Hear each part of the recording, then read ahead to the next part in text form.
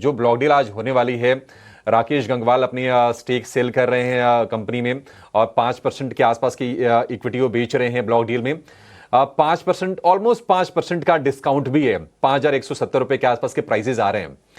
अब शेयर चला हुआ है। कल हालांकि हमने थोड़ा प्रेशर देखा और प्रेशर की वजह यह भी रही होगी कि अब मॉनसून पिकअप कर गया, थोड़ी ट्रैवल एक्टिविटीज थोड़ी थमती हैं। वैसे आप जरा टेक्निकल सेटअप चेक करके बताइए कि करना क्या है इसमें। फंडामेंटल भी बता देता हूँ। जो बॉर्डर इश्यूज के चलते हुए इनके काफी फ्लाइट्स कैंसिल हुए थे और समर मंथ इनका हाई मंथ कहा जाता है। तो वो कैंसिलेशन के चलते हुए इनका actually one of the best months में भी आपको थोड़ी सेल में गिरावट दिखेगी और थोड़े प्रॉफिट भी कम आते हुए दिखेंगे। और वो फॉलोड है बाय अ लो सीजनली वीक क्वार्टर, जो बारिश का महीना होता है जैसे आपने बोला है।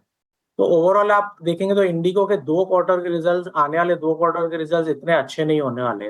और टेक्निकली भी स्टॉक एक 20 डे मूविंग एवरेज पे सपोर्ट ले रहा है, जो आज ब्रेक हो जाएगा मेरे हिसाब से 5,000 के आसपास के लेवल्स है। और फंडामेंटल आप देखेंगे तो स्टॉक में आप एक गिरावट देख सकते हैं 4,900 के लेवल्स पर। करेक्शन आ सकता है 4,900 के लेवल्स पे, जो इंटरग्लोब एविएशन पे नज़र रखिएगा। लेकिन सीमेंट स्पेस पे ऑफ कोर्स बहुत डेवलपमेंट्स भी हो रहे हैं। थोड़ी देर पहले अभिषेक ने भी बताया था कि मॉनसून की जो प्री अराइवल के कारण जो इंफ्रा एक्टिविटीज़ है वो धीरे धीरे कम हो जाती है, तो उसका भी इम्पैक्ट जो है आपको सीमेंट स्पेस में मिलता है। थोड़े दिन पहले ही 1-2 महीना हुआ था कि सीमेंट कंपनी का प्राइसिंग पावर आ रहा था, तो ऑफकोर्स यहाँ पे प्राइसिंग पावर रिवर्स हो सकता है या प्राइस कट्स भी देखने मिल सकते हैं। और सीमेंट स्टॉक्स में थोड़ी सेलिंग आ रही है और टुवर्ड्स द मंथ एंड शायद नए शॉर्ट्स भी बन सकते हैं। सोनम, यहाँ पे सीमेंट एज अ पैक अभी क्या इंटरेस्ट या अट्रैक्शन जो है अब थोड़ा कम हो गया है? अभी तो बहुत प्री अराइवल आ गया मॉनसून का, तो बहुत जो है नंबर्स चेंज हुए हैं, सेलिंग भी आई इन काउंटर्स में, तो सीमेंट पे आपकी क्या राय रहेगी सोनम? देखिए, सीमेंट के पैक में हमने आई थिंक पिछले अर्निंग सीजन में काफ़ी अच्छे नंबर्स देखे थे, राइट? आप सीमेंट स्टॉक्स में देखें तो इस सेगमेंट ने काफ़ी आउट परफॉर्म किया था। और आई थिंक जैसे आपने बोला मॉनसून अर्ली अराइवल है तो उसका एक इम्पैक्ट पड़ सकता है सीमेंट स्टॉक पे। लेकिन उसके साथ के साथ आई थिंक जो थोड़ी इंडस्ट्रियल एक्टिविटी पिकअप हो रही है और कंज्यूमर सेंटिमेंट थोड़ा स्ट्रांग हो रहा है, उससे आई थिंक सीमेंट को एक थोड़ा यहाँ से फायदा हो सकता है। तो सीमेंट स्टॉक में आई थिंक अभी आप अल्ट्रा सीमेंट का स्टॉक है जो जिसने अच्छा परफॉर्म किया है पिछले कुछ टाइम पे। और उसके साथ के साथ आई थिंक अभी रीसेंट अर्निंग्स में भी हमने देखा था आईटीडी सीमेंट, और ये काफ़ी अच्छी यहाँ पे रिजल्ट्स आए थे। तो मैं कहूँगी कि यहाँ पे अभी भी मेरे ख्याल से एक पॉजिटिव अटेंशन बने रहना चाहिए। इंट्रा व्यू पॉजिटिव और जो है बनना चाहिए व्यू सीमेंट स्पेस पे, अल्ट्राटेक सीमेंट पे जो है सोनम की राय है। लेकिन Rachna ma'am, good morning, Sharad यहाँ पे हैं। रचना मैम, अपने कॉल्स बताएं। जी good morning, sorry about the trouble. मेरी कॉल्स जो है उसमें एक एटीजीएल है जिसके फ्यूचर्स को हम लॉन्ग करेंगे। यहाँ पे मेरे हिसाब से चार्ट में सेटअप काफी बढ़िया बना हुआ है और एक स्ट्रॉन्ग अपस्विंग की प्रोबेबिलिटी है।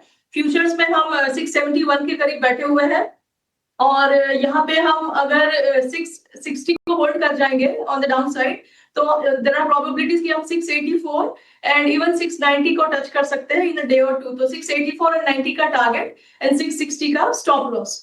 और दूसरा जो मेरा काउंटर रहेगा मेरी तरफ से, that will be Bajaj auto. यहाँ पे भी chart setup is looking really good और हम 8,955 के करीब बैठे हुए हैं यहाँ पे। एंड देयर आर प्रोबेबिलिटीज कि हम इसमें 9,050 एंड 9,100 को टच करेंगे इन अ डे और टू। तो 8,900 के स्टॉप लॉस के साथ इसके फ्यूचर्स को भी लॉन्ग किया जा सकता है। कॉल्स रचना मैम से। लेकिन चलिए, बस आने वाले हैं, खासकर कि कुछ प्री ऑर्डर्स भी होते हैं मॉनसून सीजन के, तो अगर ये ट्रैक्टर स्पेस में या आपको जो है ओवरऑल फार्म इक्विपमेंट स्पेस में कोई अच्छे स्टॉक्स लग रहे हैं जहाँ पे कुछ मोमेंटम आ सकता है या लॉन्ग बिल्डअप आ सकता है? किरण, ऑटो स्पेस के अंदर अगर हम बात करें तो जिस तरह से हमने देखा कि अभी तक कोई भी फेस्टिवल नहीं था तो ऑटो के नंबर्स इतने अच्छे नहीं थे, but now we can see के अगस्त महीने से वापस हम फेस्टिवल सीजन देखे तो अभी 2 महीने और है, जून जुलाई, तो चांसेस आर वेरी लेस कि कोई ऑटो नंबर इतने अच्छे है। लेकिन इसी टाइम पे हम देख रहे हैं कि प्राइजेस में अच्छे खासे करेक्शंस आ चुके हैं, तो ये फंडामेंटल टेलविंड्स है।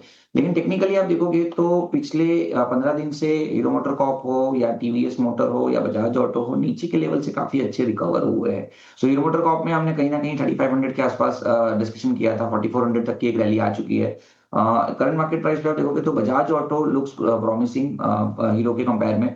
नो डाउट यहाँ पे हमने देखा है कि लास्ट 3-4 दिन में एक शार्प मूव आ चुका है, डबल बॉटम पैटर्न ब्रेकआउट हमने ऑलरेडी देख लिया है 8400 के आसपास। अब 8400 से स्टॉक 9000 तक की रैली दे चुका है, तो क्या करंट मार्केट प्राइस से बाय करना चाहिए? मेरे हिसाब से डेफिनेटली करना चाहिए। 92-9400 तक का लेवल्स हम देख सकते हैं, जो 200 दिन की मूविंग एवरेज है वहां तक ये रैली रिट्रेस हो सकती है। तो कोई भी डिप आता है 88-8900 के बीच में लॉन्ग कीजिए, 8700 के नीचे का स्टॉप लॉस, और ऊपर में 9300 के टारगेट्स हम बजाज ऑटो में देख सकते हैं।